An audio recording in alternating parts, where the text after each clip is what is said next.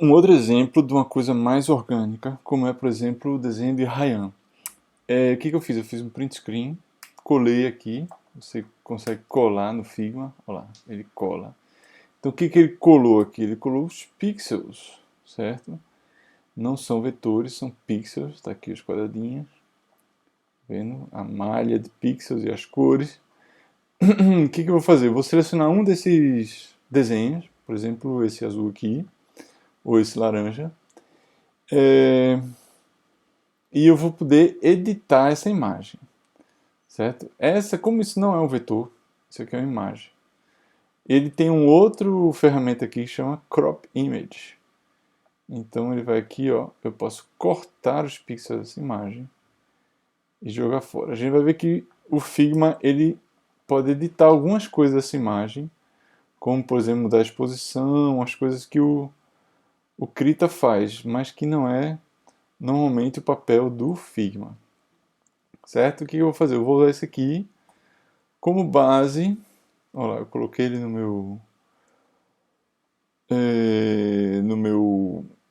meu quadro aqui. Vou fazer um outro quadro aqui maior. Vou fazer um de 1000 mesmo. Para fazer um Cobogó inspirado nesse cara aqui. Quando você arrasta, ele vai para dentro do frame. E então ele está aqui dentro do frame. A gente vê que ele é menor. Quer dizer, essa imagem é maior que o. E aí eu vou pôr aqui. E o que eu vou fazer? Eu vou mostrar duas formas de você fazer isso. Uma forma manual e uma forma mais automática. A forma manual é que a gente vai pegar esse desenho, como ela é uma forma orgânica, né? Eu não vou partir de um polígono, uma forma já pré-estabelecida aqui. Eu vou agora trabalhar com pontos. Então eu vou criar pontos aqui, ó. Mas professor, essa forma aqui ela é mais redonda do que esse polígono que você está fazendo aqui. Pois é, então existe um tipo de estratégia de você desenhar que foi inventado por um francês chamado Bézier e que determina curvas a partir de pontos. Então, a outra forma de fazer é eu clicar e arrastar o mouse. Então ele começa a criar pontos que são editáveis em formas de curvas, certo? Então eu vou mostrar que a partir de agora vocês vão ver ele tanto cria uma forma como a outra. Sabe, professor, agora eu já criei, posso mudar? Aí pode, você vai usar essa ferramenta aqui, ele vai transformar aquelas arestas que eram mais retas em curvas, assim, certo? Então você vai aqui, ó, criar esse contorno, você mesmo, certo? E depois você vai poder ajeitar ele aqui, opa, aqui, ó, só mover, e eu vou poder acrescentar novos pontos aqui, e esses pontos que eu vou criar na curva, eles já são criados com o Bezier. E aí você vai fazer esse trabalho de puxar, criar, certo? Essas formas aí. Cada vez que você termina um polígono, tente terminar ele com em cima do outro que ele vai fechar ele aqui, entendeu?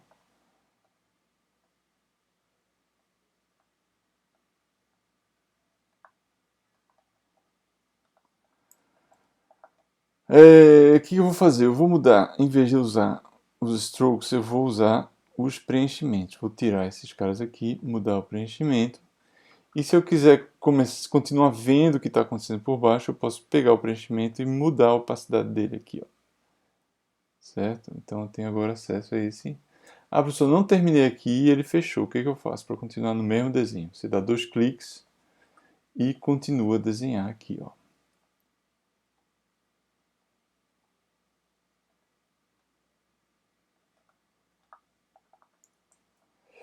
É... Vamos terminar com esse aqui. Eu estou fazendo meio rápido. Opa, eu comecei a criar um outro desenho aqui, ó. tem um vetor e outro vetor. Vou apagar, dou 2 cliques, ou então clico nesse cara aqui e ele me dá acesso aos pontos lá dentro. Vocês vão ver que essa gestão dos pontos entre o que é corner, né, que são os cantos, e o que é um Bézier redondo, vocês vão aprender a gerenciar isso com calma, certo? Experimente um, experimente outro. Uma hora você prefere que seja um canto, outra hora que você prefere que seja... Aqui normalmente é melhor sempre usar os arredondados.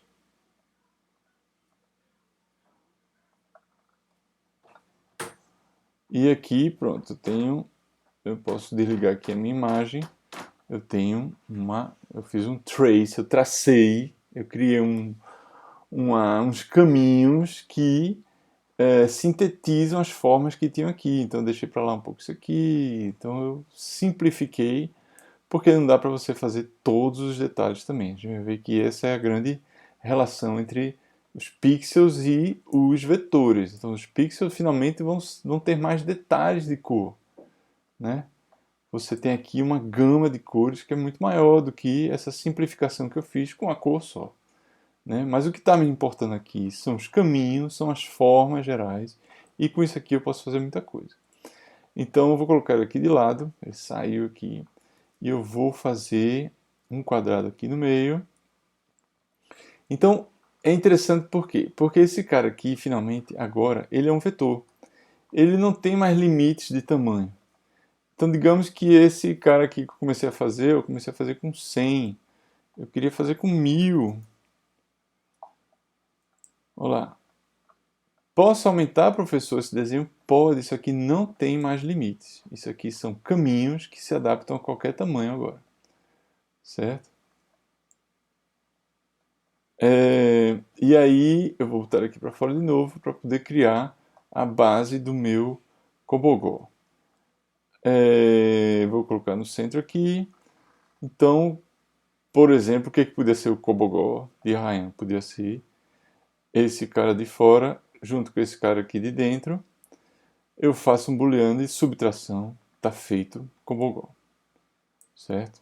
Se eu der 2 cliques, ainda não funciona. Por quê? Porque precisa fazer na subtração, botão na direita, flatten.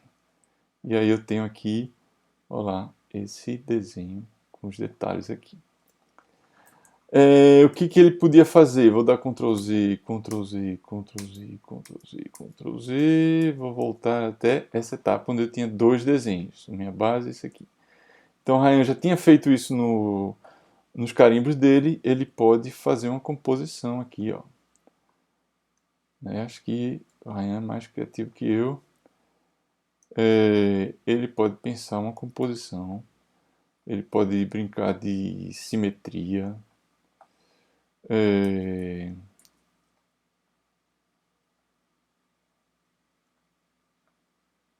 E desenvolver a ideia dele aqui.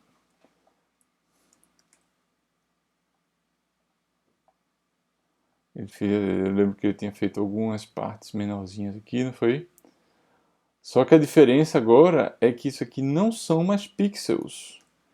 Isso aqui são caminhos que a cortadora laser vai entender e ela vai poder seguir esses caminhos e recortar isso aqui. Certo? Então, mais uma vez, eu posso agora selecionar todos esses aqui, esse último, eu tenho agora vários vetores e o retângulo, e fazer uma subtração. E aí eu tenho esse novo desenho. Tá? Isso é uma forma de você fazer com um desenho mais orgânico.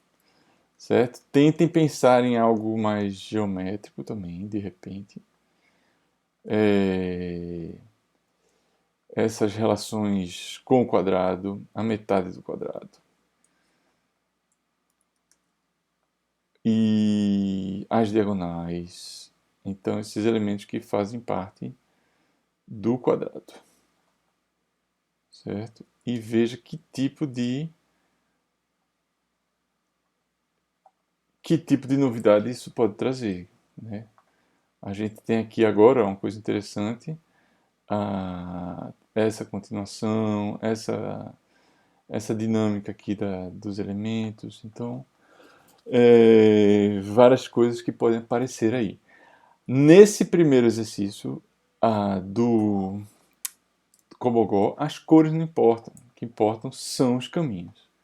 Isso aqui a gente vai mostrar, vai exportar para a cortadora, ela vai seguir esses caminhos e vai cortar, certo? Então esses caminhos eles não devem ter contorno, só o preenchimento.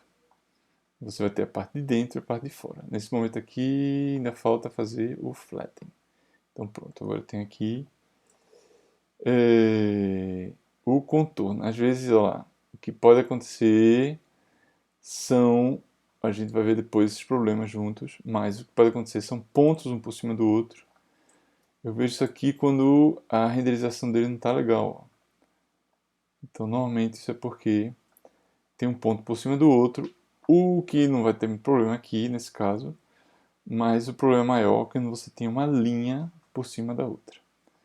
Certo? Então, mais uma possibilidade aí para vocês.